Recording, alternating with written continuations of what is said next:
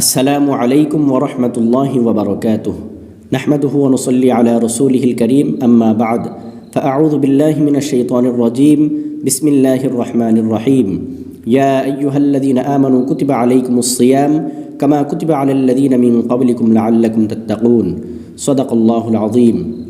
দেশ এবং দেশের বাহির থেকে যারা ভিডিওটি দেখছেন সকলকে অসংখ্য ধন্যবাদ। চলছে পবিত্র মাহে রমজান মাস।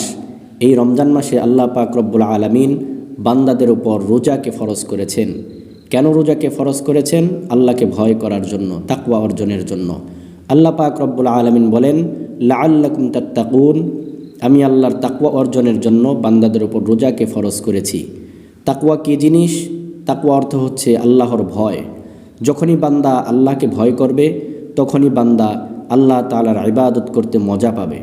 যখনই বান্দার অন্তরের মধ্যে আল্লাহর ভয় ঢুকে যাবে তখনই বান্দা আল্লাহ তাআলার ইবাদত করে মজা পাবে, তখনই বান্দার অন্তর আল্লাহর ইবাদতের দিকে ধাবিত হবে।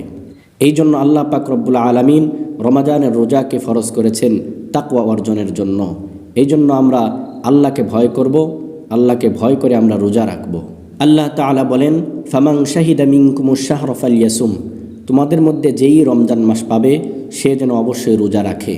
এই জন্য আমরা কেউ রোজা ভাঙব না। যাদের উপর রোজা ফরজ হয়েছে আমরা সকলেই অবশ্যই রোজা রাখবো ইনশাআল্লাহ। তাওহিদ ভাই প্রশ্ন করেছেন, ভাই চলেছে রমজানের দ্বিতীয় দশক অর্থাৎ মাগফিরাতের 10 দিন। এই 10 দিনে আমরা কি আমল করতে পারি? এই 10 দিনে বেশি বেশি এই দোয়াটা পড়তে পারেন, আল্লাহুম্মা গফিরলি আল্লাহুম্মা গফিরলি। এর অর্থ হচ্ছে, হে আল্লাহ আপনি আমাকে মাফ করে দেন, আপনি আমাকে মাফ করে দেন। এটা হচ্ছে এটার অর্থ। তার থেকে ভালো হবে আপনি ইস্তেগফার বেশি বেশি পড়তে থাকবো আমরা, আস্তাগফিরুল্লাহ রাব্বি আস্তাগফিরুল্লাহ রাব্বি, অথবা আস্তাগফিরুল্লাহ আস্তাগফিরুল্লাহ। আর যদি পুরাটা পড়তে পারি তাহলে আরও ভালো, আস্তাগফিরুল্লাহ আল্লাযী লা ইলাহা ইল্লা হুয়াল হাইয়ুল কাইয়্যুম ওয়া আতুবু ইলাইহি লা হাওলা ওয়ালা কুওয়াতা ইল্লা বিল্লাহিল আলিয়্যিল আযীম। ইস্তেগফার আমরা এই দশকের মধ্যে বেশি বেশি ইস্তেগফার করতে থাকবো, আল্লাহ পাক আমাদেরকে মাফ করে দিবেন। ফজলে রাব্বি ভাই প্রশ্ন করেছেন, রোজার আলাদা কোনো নিয়ত আছে কিনা, বা রোজার নিয়ত পড়তে হবে কিনা বা করতে হবে কিনা। ভাই নিয়ত করা হচ্ছে ফরজ, নিয়ত পড়া ফরজ না। আমরা যে সাহারির সময় অনেকেই সাহারি খেয়ে আমরা নিয়ত পড়ি, নাওয়াইতুয়ান আসম্মা কদান মিং শাহরি রমাদানুল মুবারকি, এই দোয়ার কোনো ভিত্তি নেই। অতএব এই দোয়া পড়া ফরজ নয়, তবে নিয়ত করা ফরজ। আমরা নিয়ত করব, আমরা অবশ্যই রোজা রাখার নিয়তেই সাহারি খাই। তো যেহেতু রোজা রাখার নিয়তেই সাহারি খাই তাহলে আমাদের নিয়ত অলরেডি হয়ে গেছে। আমাদের আর আলাদা করে নিয়ত পড়ার কোনো প্রয়োজন নেই, বা আলাদা করে মুখে বলার কোনো প্রয়োজন নেই। সবসময় মনে রাখবো, নিয়ত করা ফরজ, নিয়ত পড়া ফরজ নয়। আল্লাহ তাআলা আমাদেরকে বুঝার তৌফিক দান করুন, আমিন।